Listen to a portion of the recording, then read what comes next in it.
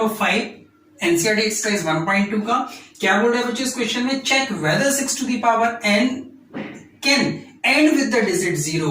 क्या 6 to the power n कहीं पर ऐसा नंबर आ सकता है कि वो एंड हो 0 पर, यानी कि वंस प्लेस पर 0 आए उस नंबर के, जबकि हमें कहा गया कि n क्या है, नेचुरल नंबर है। क्या ऐसा कोई नंबर आ सकता है? देखिए पहले इसको रफ में समझिए, फिर मैं इसको एल्जेब्रिकली समझाता हूं।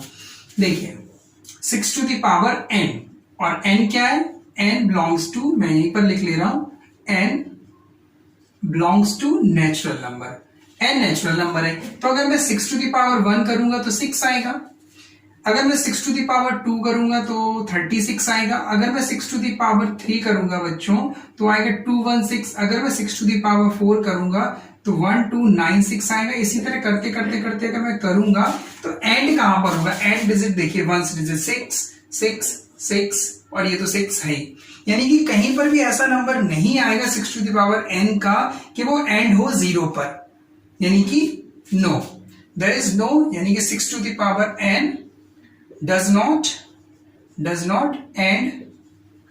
end with 0, end with digit 0, यानी कहीं पर भी ऐसा नंबर नहीं आएगा जो डिजिट 0 के साथ एंड हो रहा हो। बट हमें ये मेथड इस तरह से नहीं दिखाना है, हमें इसको एल्जेब्रिकली प्रूफ करना है। कैसे?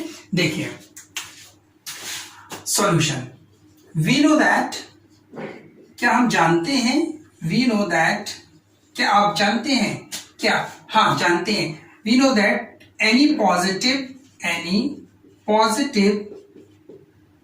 इसको रफ कर दें, इसका अब नीड नहीं है, ये चीज क्लियर हो गई होगी आपको, इसमें कोई ऐसा समझने वाली चीज नहीं, लेकिन हाँ ये समझ में आया कि एंड नहीं हो रहा, बस अब इसको एल्जेब्रिकली हमें दिखाना है। देखिए कैसे करते हैं algebraically, we know that any positive integer and with digit 0 and with digit 0 and with digit 0 must be divisible by 5, यानी कि अगर कोई भी नंबर पॉजिटिव इंटीजर अगर वो 0 से एंड हो रहा तो वो 5 से डिविजिबल होगा ही होगा। देख लीजिए एग्जाम्पल, मैं लिखूं 10 5 से डिविजिबल है, 500 5 से डिविजिबल है, 210 5 से डिविजिबल है, 360 5 से डिविजिबल, यानी कि जितने भी नंबर 0 पर एंड हो रहे होंगे वो 5 से डिविजिबल होंगे, पहली बात। दूसरी बात, अगर ये 5 से डिविजिबल हैं तो जब हम इनके फैक्टर करेंगे, 10 के हम फैक्टर करेंगे तो 5 into 2 आएगा, 500 के फैक्टर करेंगे तो 5 इसमें आएगा ही आएगा, 5 into 100, बाकी ये आगे जो भी होगा वो अलग बात है, बट 5 इसमें आएगा। अगर मैं 210 के कहूं तो ये आ जाएंगे 5 into कितने आ जाएंगे, चलिए 210 के मैं करके ही देख रहा हूं, 5 से पहले 2 से करा तो 2 1 जा 2, 2 5 जा 10, देख लीजिए, फिर 3 3 जा 9, 3 5 जा 15, 5 7 जा 30, देख लीजिए 5 फैक्टर हुआ कि नहीं, यानी कि जितने भी नंबर 0 पर एंड हो रहे हैं तो वो 5 से डिविजिबल होंगे, पहली बात। दूसरी बात, उनके प्राइम फैक्टर में 5 क्या होगा, कंटेन होगा, उनके जब हम प्राइम फैक्टर निकालेंगे तो 5 क्या होगा, कंटेन होगा। यही चीज मैं समझाने की आपको कोशिश कर रहा हूं कि यानी कि इट मींस, हम ये कह सकते हैं, it means 5 is the prime factor of that number, 5 is the prime factor of it, तो वो इसका उनका प्राइम फैक्टर भी होगा 5, 100% होगा। अभी मैंने यहां पर इस चीज से क्लियर हो गया, यहाँ पे भी 5 प्राइम फैक्टर है, यहाँ पर भी 5 प्राइम फैक्टर, 205 10 में भी आपने देखा 5 प्राइम फैक्टर। कोई भी नंबर देख लो आप, 40 देख लो, 40 तो 40 का कितना आ जाएगा, 2 मल्टीप्लाई 5, देख लीजिए 2 to 4 to 8 5 से 40, इसमें भी 5 प्राइम फैक्टर आया कि नहीं, और ये 0 है लास्ट में, 5 से डिविजिबल तो 5 प्राइम फैक्टर हुआ, तो कहने का मतलब 5 प्राइम फैक्टर होगा, 110% होगा।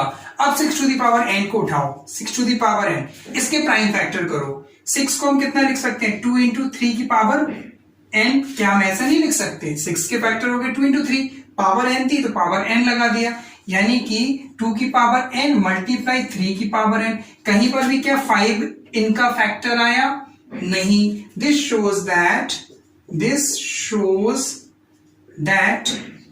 shows that 5 is not occur in the prime factor of 6 to the power n. Hence 6 to the power n does not end with 0. इस तरह से बच्चों ये आपको एल्जेब्रिकली पूरा दिखाना है. वो जो मैंने मेथड स्टार्टिंग में बताया था वो मेथड एलिजिबल नहीं होगा. उस मेथड को करके अगर आप करके आते हो तो मे बी मार्क्स मिलेंगे, बट अगर ये 3 मार्क्स का क्वेश्चन है, 2 मार्क्स का क्वेश्चन है तो 2 नहीं मिलेंगे, 3 मार्क्स का क्वेश्चन है तो 3 नहीं मिलेंगे, कट जाएंगे. उस तरह के मेथड में आपको 1 मार्क्स, अगर 2 मार्क्स का क्वेश्चन, 3 मार्क्स का क्वेश्चन है तो 1 मार्क्स मिलेगा, 2 मार्क्स का क्वेश्चन है तो हाफ मार्क्स मिलेगा. इस तरह से बाकी फिर टीचर की डिजायर, टीचर की विश के ऊपर है कि वो कितना इंप्रेस हो रहा है, आप किस तरह से उसको लिख रहे हो. एनीहाउ आई होप ये क्वेश्चन आपको क्लियर हुआ होगा. चलिए नेक्स्ट क्वेश्चन करते हैं, question number 6.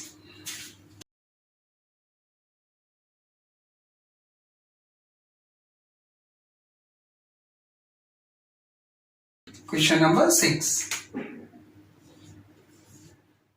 Question number 6 exercise 1.2 NCERT. क्या बोल रहा है इसमें कि explain why this number and this number are composite number. हमें ये बताना है कि ये कंपोजिट नंबर क्यों है. कंपोजिट नंबर क्या होते हैं पहले वो समझो. कंपोजिट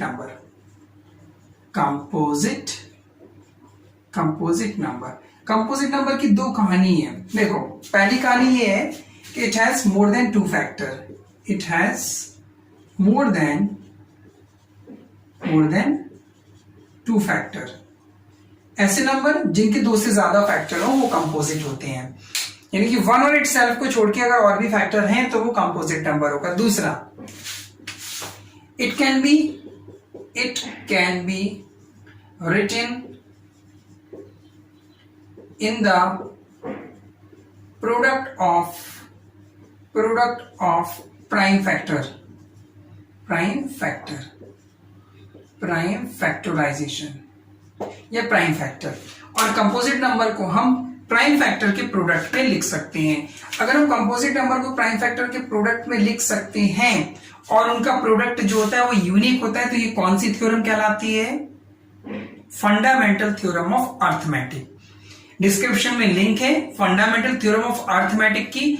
आप डिटेल लेक्चर मैंने उस पर बनाया था, तो वो आप डिस्क्रिप्शन से जाके फंडामेंटल थ्योरम ऑफ अर्थमेटिक का कॉन्सेप्ट समझ सकते हैं. बहरहाल यहां में ये बताना है कंपोजिट नंबर है या नहीं. तो 2 तरह से हम बता सकते हैं. इसको देख लें, मोर देन 2 फैक्टर है तो ये प्राइम कंपोजिट होगा. दूसरा, इसको क्या हम प्रोडक्ट ऑफ प्राइम फैक्टर में लिख पा रहे हैं दोनों को, तो ये कंपोजिट होगा. क्लियर. चलिए अब करते हैं सॉल्यूशन. कंपोजिट नंबर का कॉन्सेप्ट क्लियर हो गया. कंपोजिट नंबर का कॉन्सेप्ट क्लियर हुआ तो क्वेश्चन भी क्लियर हो जाएगा. आइए सॉल्यूशन समझते हैं. सॉल्यूशन पहले ये वाले नंबर्स का देख लें. 7 प्लस मल्टीप्लाई है 7 मल्टीप्लाई 11 मल्टीप्लाई 13 प्लस 13. अब इसमें एक टर्म तो ये हो गया, एक टर्म ये. क्या हम इसमें से 13 कॉमन ले सकते हैं? बिल्कुल ले सकते हैं. तो 7 मल्टीप्लाई 11 प्लस 1 बचेगा, ये हो जाएगा 13. ब्रैकेट के अंदर कितना बचा? 11 7 77 प्लस 1, ये आ जाएगा 13 और इंटू 78. पहली चीज, इसके 2 से ज्यादा फैक्टर आ गए, मोर देन 2 फैक्टर हो गए, तो ये कंपोजिट है. और आगे आपको अगर सॉल्व करना है तो 78 के फैक्टर कर लो बच्चों. 78 के फैक्टर 2 से करेंगे. 2 3 सा 6, 2 9 सा 18, 3 1 सा 3, 3 3 सा 9 और 13 1 सा 13. यानी कि इसके जो फैक्टर आए वो क्या आ गए? This is equal to 13 multiply 2 multiply 3 multiply 13. ये इसके फैक्टर आ गए. यानी कि इसको हम प्रोडक्ट ऑफ प्राइम फैक्टर में लिख पाए. So we can say that it is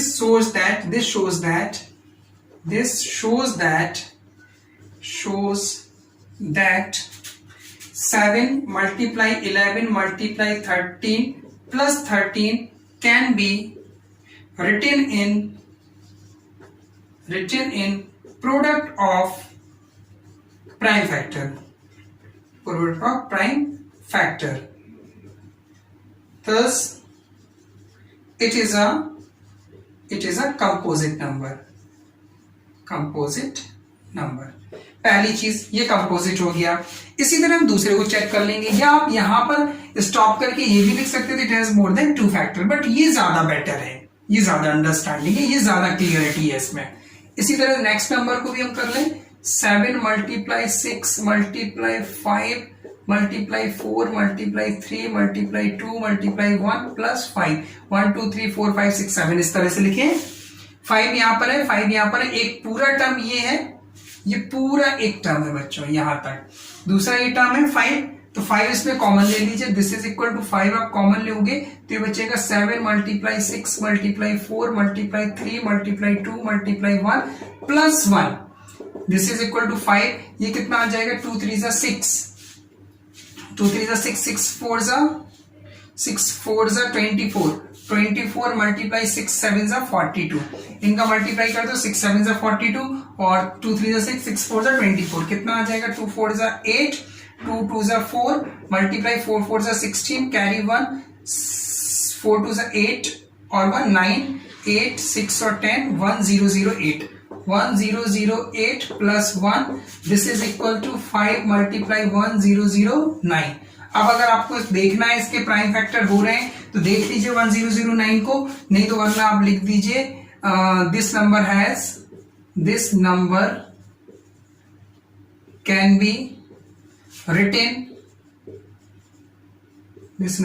B written in the product of prime factor, thus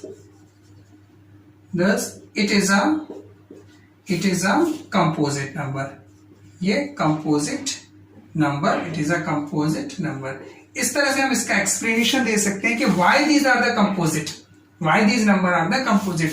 ये इसलिए कंपोजिट है क्योंकि इनको प्रोडक्ट ऑफ प्राइम फैक्टर में लिख सकते हैं। तो यही तो हमारी फंडामेंटल थ्योरम ऑफ अर्थमेटिक है कि हम कंपोजिट नंबर को, एवरी कंपोजिट नंबर, हर एक कंपोजिट नंबर को प्राइम फैक्टर के प्रोडक्ट में लिख सकते हैं। उसके आगे 2-3 बातें और थी, उसके लिए आप हमारे लिंक डिस्क्रिप्शन में लिंक दिए, वहां पर जाकर आप अर्थमेटिक थ्योरम को समझ सकती हैं, fundamental theorem of arithmetic.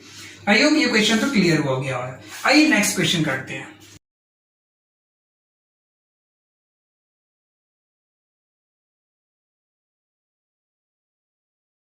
Question number 7.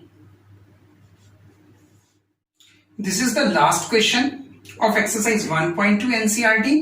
क्या बोल रहा है इस क्वेश्चन में? वो बोल रहा है कि there is a circular path around a sport field. Sport field के अराउंड एक सर्कुलर पाथ है। Sania takes 18 minutes to drive around the field. Sania को 18 मिनट लगते हैं उस फील्ड के एक चक्कर लगाने में, जबकि रवि 12 टेक्स 12 मिनट्स।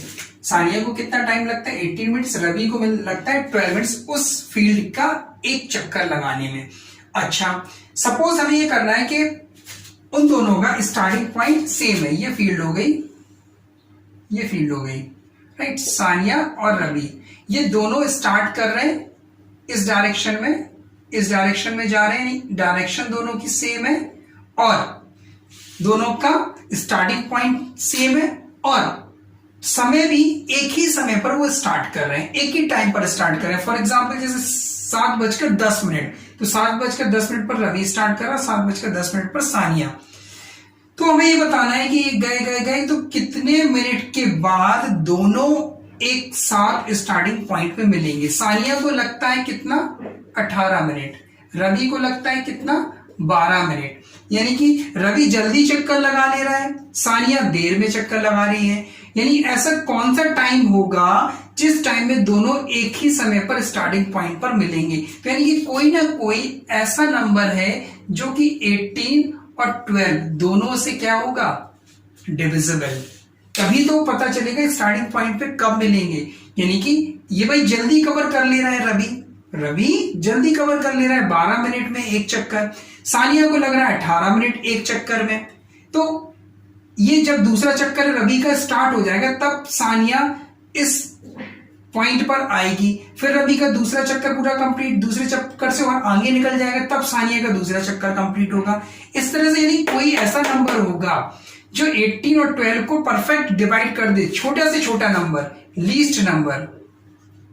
कैसा नंबर? एक ऐसा लीस्ट नंबर जो 12 से, यानी कि जितना टाइम रवि को लग रहा है उससे और जितना टाइम सानिया को लग रहा है उस टाइम से डिवाइड हो जाए, अगर वो लीस्ट नंबर मिल जाए तो वही नंबर हमारा होगा कैसा टाइम कि वो स्टार्टिंग पॉइंट पर मिलेंगे, वही टाइम होगा हमारा। तो वो क्या होगा? LCM। यानी कि हम LCM फाइंड करके ये चीज बता सकते हैं कि दोनों स्टार्टिंग पॉइंट पे कितने मिनट के बाद मिलेंगे बाय फाइंडिंग द LCM। इन दोनों नंबर का बच्चों में LCM फाइंड करना है। क्वेश्चन का कॉन्सेप्ट क्लियर हुआ कि LCM क्यों फाइंड कर रहे हैं, HCF क्यों नहीं फाइंड कर रहे हैं? क्योंकि HCF होता है हाईएस्ट कॉमन फैक्टर। हमें ऐसा फैक्टर नहीं चाहिए जो 18 और 12 दोनों को डिवाइड कर दे, बल्कि हमें ऐसा लीस्ट नंबर चाहिए जो 18 और जिस नंबर जो नंबर 18 और 12 को परफेक्ट डिवाइड कर दे, यानी कि 18 भी उस नंबर को परफेक्ट डिवाइड कर दे और 12 भी उस नंबर को परफेक्ट डिवाइड कर दे। ऐसा छोटे से छोटा नंबर वो होता है हमारा LCM। चलिए देखते हैं 18 के फैक्टर कर लीजिए। प्राइम फैक्टर 2 9 18 और 3 3 9 और 3 1 3। 12 के आ जाएंगे 2 6 12, 2 3 6 और 3 1 3। 18 के फैक्टर कितने आ गए? 2 मल्टीप्लाई 3 की पावर 2 और 12 के कितना आ गए? 2 की पावर 2 मल्टीप्लाई 3। LCM कितना आ जाएगा? LCM आ जाएगा least highest power of all factor. यही तो LCM, highest power of all factor. यहाँ पर हाईएस्ट पावर 2 की 2 है और 3 की भी 2 है, 3 की भी भाई 2 है और 2 की भी 2 है। तो कितना आ जाएगा? 4 मल्टीप्लाई 9 इज इक्वल टू 36। यानी 36 मिनट बाद वो दोनों मिलेंगे। तो आप लिख दीजिएगा they meet after 36 minute from the at the starting point. Starting point पर वो 36 मिनट बाद मिलेंगे। चलिए मैं ही लिख दे रहा हूं, क्या लिख देंगे हम यहां पर? दे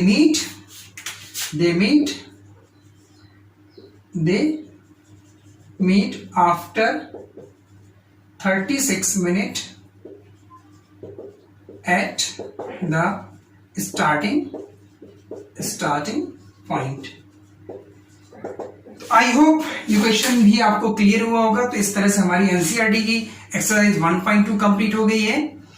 अब हम अपने नेक्स्ट वीडियो में मिलेंगे जल्द ही। तब तक के लिए bye bye, thank you so much.